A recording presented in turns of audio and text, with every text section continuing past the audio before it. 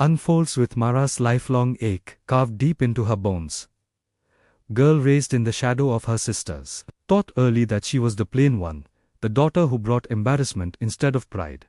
Her family never hid their disappointment. They displayed her sisters like polished trophies while keeping Mara out of sight, reminding her in subtle and cruel ways that she was less. So when her father needed to settle a trade agreement with a mountain trapper, the decision of which daughter to send felt less like a choice and more like a punchline to a long, unkind joke. They thrust Mara forward with barely a farewell, stuffing her into a wagon with a thin dress, a small bundle of belongings, and the unspoken command not to return. The wheels groaned along the dirt road, carrying her father from the only home she'd ever known, but closer to a future she couldn't yet imagine. Fear coiled in her chest, fear of the unknown man waiting for her, fear of disappointing yet another person, fear that her family's harsh words were truth carved into her identity. Yet beneath the dread flickered a small, trembling spark of hope, one she barely dared acknowledge. Perhaps, somewhere beyond the sneers and shaking heads, there existed a place where she wouldn't be the burden.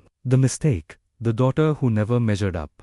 As the mountains rose around her like towering guardians, their silence felt different from the silence she'd known at home, less judgmental, more patient, as though the wilderness itself was waiting to see who she truly was. In that moment, Mara realized she wasn't just being sent away, she was being discarded. But sometimes what's thrown away finds new meaning, new worth, and a new life in the most unexpected places. Silas had expected trouble the moment he received the message that a woman was being sent to him, some vague agreement, arranged without his consent. Living high in the mountains taught him to be wary of surprises, and he braced for a difficult, unwilling bride or someone who would resent the harshness of his world. But when the wagon finally arrived and Mara stepped down, the assumptions he'd built so carefully scattered like startled birds.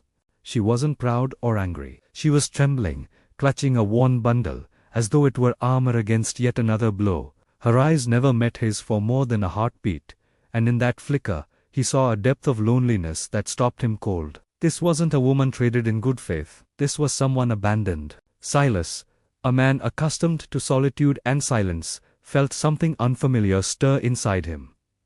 Protectiveness. He noted the way she braced for rejection, how her shoulders tightened as if expecting harsh words. But he wasn't a cruel man. Instead, he offered what little comfort he could in his straightforward way, his hand, his steady voice, and the promise, "You're safe here." Mara flinched, not because she feared him, but because she clearly wasn't used to gentleness. As he led her into his cabin, Silas felt a slow-burning anger toward the people who had sent her. He'd expected a burdensome one, spoiled or fragile, but instead, he had been given a woman who looked like she'd learned to survive by shrinking herself small. As Mara crossed the threshold into his quiet home, she moved hesitantly, as though unworthy of touching anything within it. Silas noticed every detail.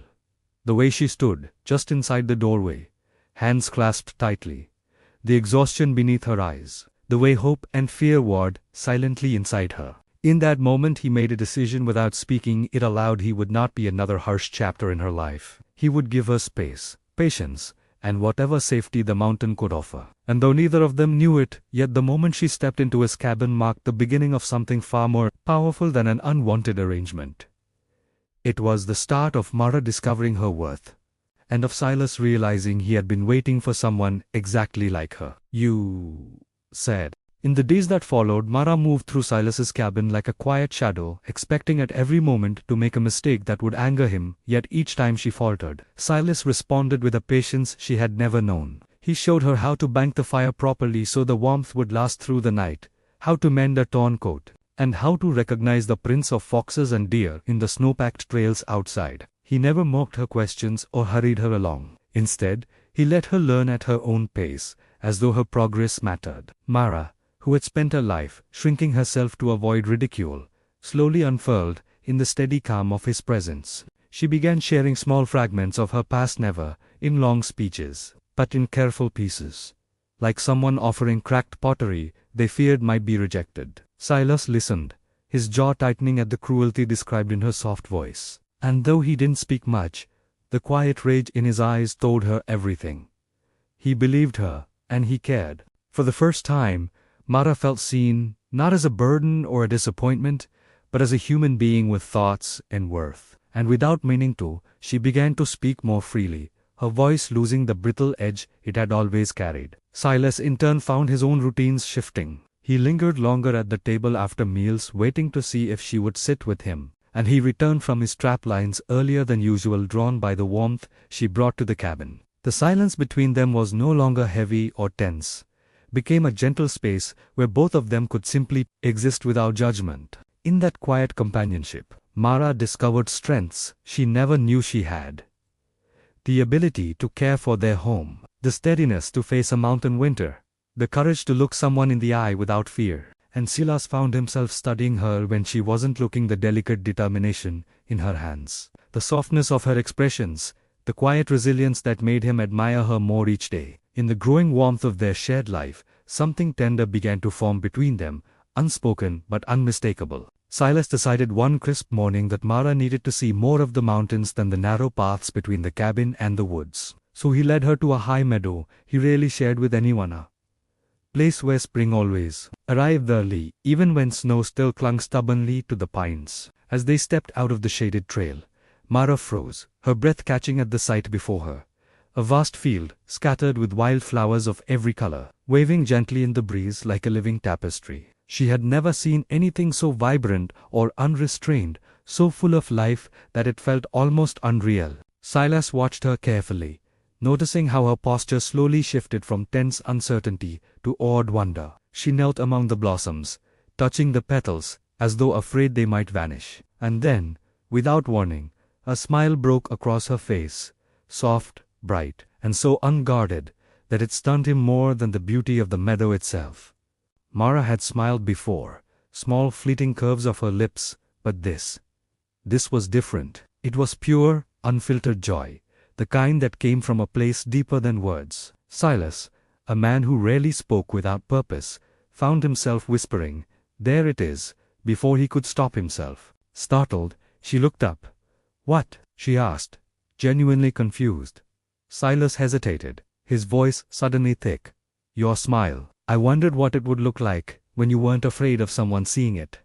The words drifted between them, gentle but powerful, and Mara felt her cheeks warm not in embarrassment, but in something close to gratitude. No one had ever cared enough to notice her happiness, let alone remark on it with such sincerity. For the rest of the walk, she stood a little taller, her steps lighter, as though the mountains themselves had lifted some invisible weight from her shoulders. And Silas found himself trailing just a step behind her, not to watch over her, but because he couldn't help stealing glances at the woman who had entered his life like a quiet snowfall and was now slowly unknowingly filling it with color. In that meadow, surrounded by wild blooms and soft sunlight, something delicate and undeniable stirred between them, a wonder neither dared name, but both silently felt.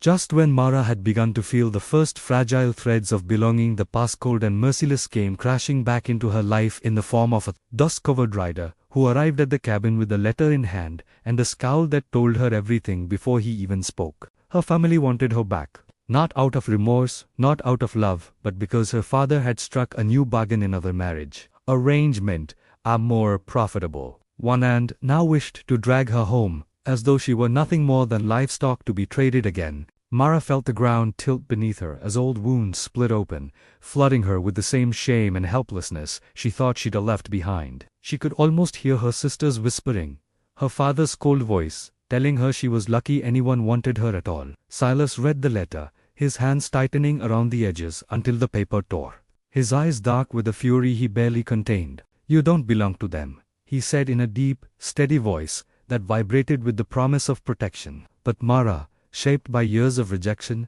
struggled to believe she had any right to choose her own fate. She whispered, "Maybe I should go," her voice breaking under the weight of old conditioning. Silas stepped back as though struck, the hurt in his expression sharp and raw. "Do you want to?" he asked, voice softer now, as though afraid of the answer. Mara didn't. Every piece of her heart screamed not to go, but fear clouded her judgment, fear of being a burden, fear of being unwanted again, fear that Silas's kindness was temporary, that once the novelty wore off, he too would see her the way her family had. The cabin that had felt so warm suddenly felt fragile, and the mountains seemed colder than ever. As she stood trembling on the threshold of her old life and the new one she barely dared hope for, Mara felt the painful truth settle over her. She had escaped her family's cruelty, but she had not yet escaped the power it held over her heart. The morning Mara decided to leave, the world felt unbearably quiet, as if the mountains themselves were holding their breath. She woke before dawn, packed a few belongings she owned, no more than a bundle that weighed less than the sorrow in her chest, and slipped out of the cabin with the fragile hope that Silas wouldn't awake to see her go. She thought she was sparing him, freeing him from the burden of a woman who had been unwanted her entire life. But Silas was a man shaped by the wilderness, a light sleeper, always aware of what mattered most to him. He found her on the narrow trail just as the first pale light touched the sky, her shoulders shaking as she tried to walk away from the only kindness she had ever known. "Mara," he called softly, the name catching in his throat. She froze, tears spilling silently. "If you walk back to them," he said, breathless from running, "they'll break you again." "And his voice cracked, raw and unguarded. "I can't let that happen." She turned to him, heartbreak in her eyes. "I'm not beautiful, Silas. I'm not special. I'm just what they said I was." Every cruel word her family had ever spoken hovered between them. Silas closed their distance in a few long strides, his voice rough with emotion. "They were wrong. They were blind. They never saw you." His hands trembled at his sides, as if he wanted to reach for her but didn't want to scare her. "I choose you," he whispered. "Not because I have to. Not because of some damn agreement. Because my life is better with you in it."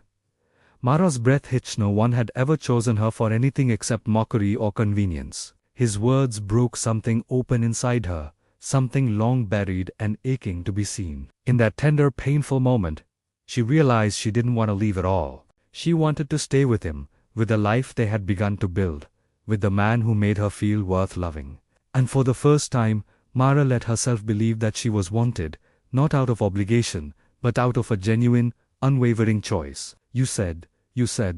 2 days after Silas found Mara on the trail, her family arrived in a fury, riding up to the cabin with accusations spilling from their mouths before they even dismounted. Their voices cut through the mountain air like knives demanding. She returned, insisting she owed them obedience, claiming Silas had stolen what was theirs to command. Mara felt the old terror surge up, the instinct to shrink back, to fold into herself the way she always had when confronted with their cruelty. But this time, something inside her refused to bend. Before Silas could step forward to shield her, Mara moved past him, standing tall in the open yard where her father, sisters, and the hired men waited with sneering confidence. Her heart hammered, but her voice steady, clear rose above their noise. "I'm not yours to order," she said, each word striking harder than she expected. Her father's face purpled with anger as he barked that she owed them loyalty, that she was ungrateful, that she had no right to speak to him that way. But for once, his words didn't pierce her. She continued, "You sent me away because you didn't want me. You used me as a joke, a bargain, a thing. I'm not going back." The stunned silence that followed was more powerful than any scream. Her sisters exchanged bewildered glances, unable to understand how the girl they democked for years now stood with a strength none of them possessed. Her father lunged toward her, his hand raised as if to grab her arm, but Silas stepped forward then, not to speak for her, but to protect her right to stand her ground. The message was clear: harm her, and you answer to him. But Mara didn't retreat. Instead, she held her father's gaze and said the words she had never dared to say. "I don't belong to you. Not anymore." Her family sputtered, cursed, raged, but nothing changed her resolve. Eventually, realizing they had no power here, not over her, not over Silas, they mounted their horses and stormed off, leaving behind the echo of a woman they had never truly seen. As the dust settled, Mara's knees nearly gave out, but Silas was there instantly, his hands steadying her. Her voice shook as she whispered, "I did it." And Silas, eyes soft with pride, murmured, "You finally stood for yourself. I just stood behind you." It was the first time Mara truly felt free. With her family gone and the threat of their cruelty finally behind her, Mara felt a peace she had never known settle over the cabin and the surrounding mountains. The air seemed softer, carrying the scent of pine and wildflowers that grew just beyond the trail, and even the sunlight felt gentler as it spilled across the ridge. Silas stood beside her, his presence solid and unwavering. a quiet anchor in a world that had once been so uncertain and cruel. Mara glanced at him, her chest swelling with a mix of gratitude, relief, and something tender she had only begun to recognize: love. The mountains, which had always seemed vast and indifferent, now felt like a sanctuary, a place where she was not merely tolerated, but cherished. "Do you ever regret staying?" Silas asked softly, his voice carrying a hint of vulnerability that mirrored her own inner tremors. Mara shook her head, tears welling in her eyes not from sorrow, but from the overwhelming realization that she had found belonging at last. "For the first time in my life," she whispered, "I feel wanted." Silas reached out, brushing a gentle hand across her cheek, his thumb tracing the line of her jaw with reverence and tenderness. "You're more than wanted," he said quietly. "You're loved, more than you can imagine." In that moment, Mara let herself lean into him, allowing the warmth of his body, his words, and the steady rhythm of his heart to seep into her own. The mountains seemed to embrace them both, the wind rustling through the pines like a lullaby, the valley below stretching endlessly, as if to echo the freedom and possibility that now defined her life. She realized that the girl who had been hidden, mocked, and discarded had been reborn not because her past had changed, but because someone had truly seen her worth and refused to let the world dictate her value. Silas's eyes met hers, and in them Mara saw unwavering devotion, a promise of constancy, and the kind of love that does not falter under hardship or judgment. Together, they turned back, toward the cabin, their hands entwined, hearts beating in quiet harmony. Mara finally understood that home was not merely a place, it was a person, and in Silas, she had found both sanctuary and family. In the shadow of the mountains, the girl who had once been thrown away stood cherished, whole and free, at last living the life she had always deserved. "You," said